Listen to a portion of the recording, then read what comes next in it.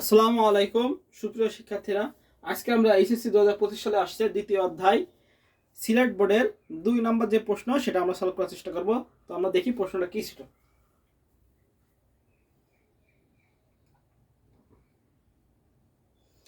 আচ্ছা, সিলেট বোর্ড 2025 সালের 2 নম্বর প্রশ্ন কি ছিল দেখি। বলছে কি রাফি তার অ্যাসাইনমেন্ট ফি কিবোর্ডের সাহায্যে টাইপ করছে। আচ্ছা, ও অ্যাসাইনমেন্ট কিবোর্ডের সাথে রাফি তার অ্যাসাইনমেন্ট কিবোর্ডের সাহায্যে টাইপ করছে, এটা হলো।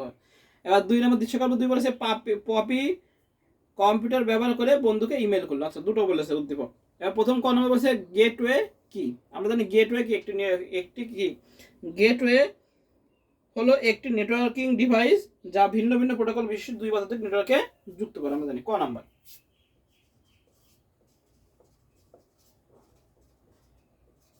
গেটওয়ে হলো এক প্রকার নেটওয়ার্কিং ডিভাইস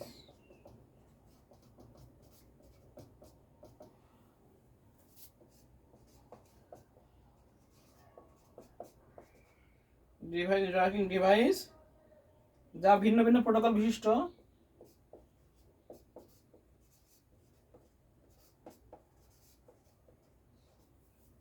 প্রোটোকল বিশিষ্ট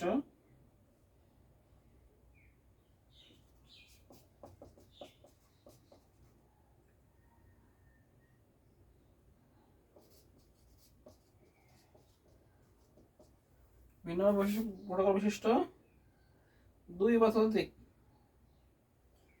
নেটওয়ার্কে যুক্ত করে।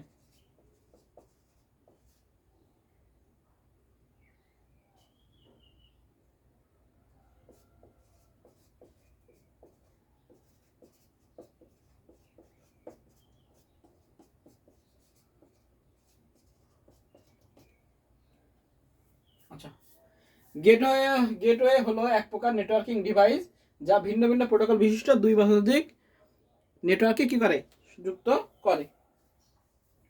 আচ্ছা, এবার বলছে single mode fibre multimode fibre এর চেয়ে কোন ক্ষেত্রে বেশি উপযোগী। আচ্ছা, এবার শোনো খ নাম্বার। বলছে কি single mode fibre multimode fibre এর চেয়ে কোন ক্ষেত্রে বেশি উপযোগী ব্যাখ্যা করে। এটা ব্যাখ্যা করতে বলেছে। আমরা লিখবো কিভাবে, আমরা লিখবো সিঙ্গেল মোড ফাইবার বেশি উপযোগী যখন দীর্ঘ দূরত্বে দ্রুত ও নির্ভরশীল ডেটা কি পাঠাতে হয়। তাহলে সিঙ্গেল মোড ফাইবার কোন সময় বেশি যখন আমরা দীর্ঘতে কি করি নেটওয়ার্ক সিগন্যাল পাঠাই।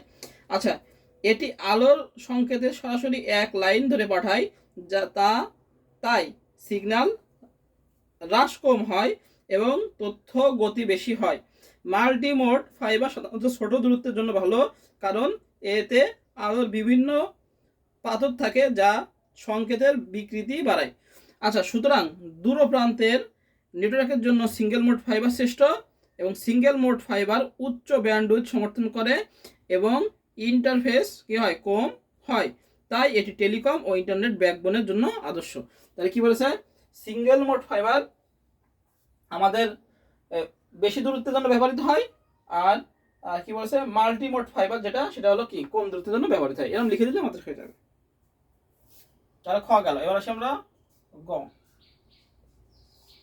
গয়ে কি বলেছে, বলছে দৃশ্যকল্প 1 কোন ডেটা ট্রান্সমিশন বোর্ড ব্যবহৃত আছে। আচ্ছা, দৃশ্যকল্প 1 তো কি বলেছে কিবোর্ডের সাহায্যে টাইপ করেছে। আচ্ছা, এটা হলো আমাদের সিম্পলেক্স। কি গ নাম্বার কি হবে আমাদের উত্তর,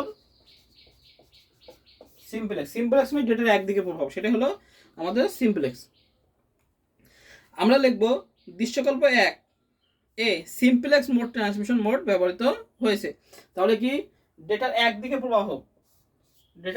প্রবাহকে কি বলা হয়, সিম্পলেক্স বলা হয়। ডেটার একদিকে প্রবাহ যখন হয় তখন সেটা সিম্পলেক্স। এবার সিম্পলেক্স সম্পর্কে লিখে দ্বিতীয়বারে উদ্দীপক সম্পর্কে লিখে দিলে আমাদের হয়ে গেল।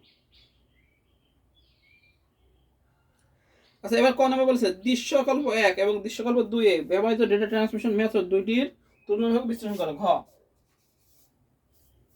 বলছে কি তুলনামূলকভাবে বিশ্লেষণ করতে। তাহলে আমরা কি লিখবো, আমরা লিখবো দৃশ্যকল্প 1 এবং দৃশ্যকল্প 2 এ ব্যবহৃত ডেটা ট্রান্সমিশন মেথড হলো যথাক্রমে অ্যাসিনক্রোনাস আর সিনক্রোনাস ডেটা ট্রান্সমিশন মোড। নিচে এই মেথড দুটো তুলনামূলকভাবে বিশ্লেষণ করা হলো। তাহলে কি বলেছে, একটা হলো অ্যাসিনক্রোনাস আর একটা হলো সিনক্রোনাস। এবার অ্যাসিনক্রোনাস সিনক্রোনাস সম্পর্কে লিখে দিতে হবে, তো জাস্ট তুলনা করতে বলেছে। হ্যাঁ,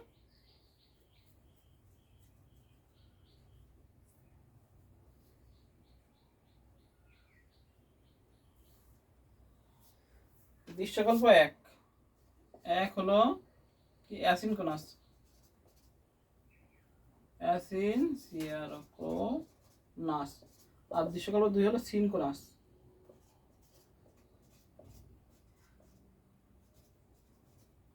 গ্রিক শব্দ অ্যাসিনক্রোনাস মানে হলো, অ্যাসিন অর্থ হলো সাথে নয়, আর ক্রোনাস অর্থ হলো সময়, অর্থাৎ সময়ের সাথে নয়। অ্যাসিনক্রোনাস, অ্যাসিনক্রোনাস কি আমাদের সময়ের সাথে নয়। তাহলে আমরা কি লিখতে পারি, ডেটা ট্রান্সমিশনে data character by character transmit হওয়াকে বলা হয় অ্যাসিনক্রোনাস ট্রান্সমিশন মেথড। আর ডেটা ব্লক আকারে যখন ডেটা ব্লক আকারে বলা হয় কি অ্যাসিনক্রোনাস ট্রান্সমিশন মেথড। আর ডেটা ব্লক আকারে ট্রান্সমিট হওয়াকে বলা হয় সিনক্রোনাস ট্রান্সমিশন মেথড।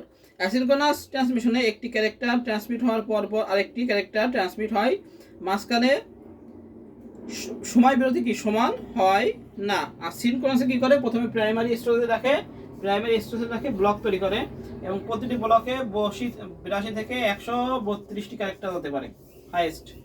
হ্যাঁ, এবং প্রথমে ব্লক আকারে রাখে ওটা সমান বিরতি দেয়, কি করে ট্রান্সফার করে। এই সম্পর্কে মোটামুটি লিখে দেবো, তাহলে আমাদের সিনক্রোনাস সম্পর্কে হয়ে যাবে। তাহলে এই হলো আমাদের সিলেট বোর্ডের 2 নম্বর প্রশ্নের সলভ।